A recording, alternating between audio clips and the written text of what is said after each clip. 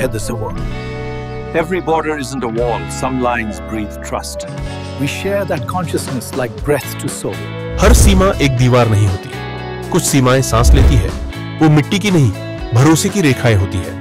और कुछ रेखाएं इतनी धुंधली होती है कि वहां राष्ट्र नहीं, रिश्ते बसते हैं। भारत एक महज क्षेत्र नहीं, एक चेतना है। और उसके दो पड़ोसी नेपाल और भूटान उस चेतना से यूं जुड़े हैं जैसे आत्मा से सांस। कोई वीजा नहीं, कोई दीवार नहीं, फिर भी एक मर्यादा, एक पारिवारिक समीकरण जो दुनिया के किसी नक्शे में नहीं दिखता, पर इन पहाड़ियों की हवा में महसूस होता है। यह कहानी कूटनीति की भी है, पर उससे कहीं ज्यादा विश्वास, भाईचारे और उस विरासत की है जो किसी दस्तावेज से नहीं, बल्कि दशकों की साझी पीड़ा, साझी जीत और साझी उम्मीदों से बनी है। Welcome to inner call.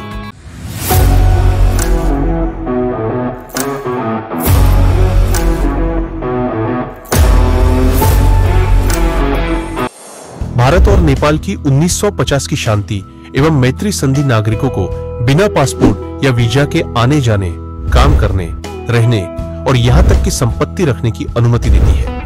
ये दुनिया के सबसे उदार सीमा समझौतों में से एक है। लाखों नेपाली भारत में रहते काम करते हैं और कई भारतीयों के पारिवारिक रिश्ते सीमा पार हैं। बिहार और पूर्वी उत्तर प्रदेश जैसे क्षेत्रों में सीमा पार विवाह आम है और बढ़ते राष्ट्रवाद के बावजूद भारतीय और नेपाली अब भी विस्तारित परिवार की तरह साथ रहते हैं। नेपाल में भारतीय मुद्रा व्यापक रूप से स्वीकार की जाती है, जबकि भारतीय नौकरियों से भेजा गया नेपाली रेमिटेंस उसकी अर्थव्यवस्था के लिए जीवन रेखा है। हालांकि अधिक विनियमित है, फिर भी भारत भूटान यात्रा बेहद आसान है। भूटानी नागरिक केवल पहचान पत्र से भारत में प्रवेश करते हैं और भारतीयों को आगमन पर निःशुल्क परमिट मिल जाता है।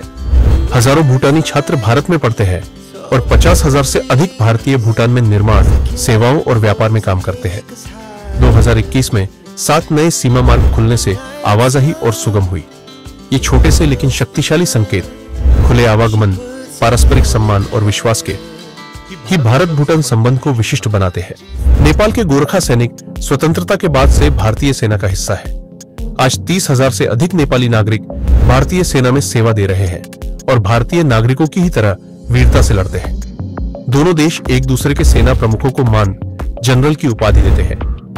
यह दुर्लभ और प्रतीकात्मक परंपरा है। भारत ने आंतरिक उथल-पुथल के दौरान नेपाल को हथियार, प्रशिक्षण और खुफिया जानकारी साझा कर मदद की है। सबसे महत्वपूर्ण, संकट के समय भारत नेपाल के साथ एक बड़े भाई की तरह खड़ा रहा है, भरोसेमंद और निकट। भूटान का प्रमुख सैन्य भागीदार भारत है। भारतीय सेना की प्रशिक्षण टीमें स्थायी रूप से वहां तैनात रहती हैं। भूटान ने पूर्वोत्तर के उग्रवादियों से निपटने में भारत की मदद की है। 2017 के डोकलाम गतिरोध के दौरान जब चीनी सैनिक भूटानी भूमि पर सड़क बनाना चाहते थे, भूटान ने भारत का रुख किया और भारत ने सशक्त व संयमित ढंग से प्रतिक्रिया देकर चीन को पीछे हटने को विवश किया। वह पल केवल भू राजनीति नहीं था, वह विश्वास का प्रतीक था। जब एक छोटा राष्ट्र जानता है कि उसका बड़ा पड़ोसी उसकी संप्रभुता छीनने के बिना उसकी रक्षा करेगा। भारत नेपाल का सबसे बड़ा व्यापार साझीदार, सबसे बड़ा निवेशक और समुद्री जीवन रेखा है। भारत ने सड़कें, सीमा जांच चौकियां, रेल लिंक और यहां तक कि मोतिहारी से अमलेखगंज तक पेट्रोलियम पाइपलाइन बनाई ताकि नेपाल को ईंधन सुगमता से मिल सके। 2015 के भूकंप के दौरान भारत ने ऑपरेशन मैत्री शुरू किया और घंटों में सैन्य विमान, हेलीकॉप्टर, खोज दल और डॉक्टर भेजे। सरकारों में मतभेद होते रहे, फिर भी भारतीय जनता और सेना नेपाल के साथ अडिग खड़ी रही। जानें बचाई, घर बनाए और घाव भरे। यह मदद सौदेबाजी नहीं, दिल से थी। यह भाई की अपने ही भाई की सहायता थी।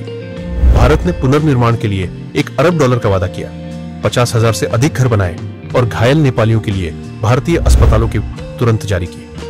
राजनीतिक तनावों के बावजूद भारत ने नेपाल के अंधेरे क्षणों में कभी साथ छोड़ना नहीं छोड़ा।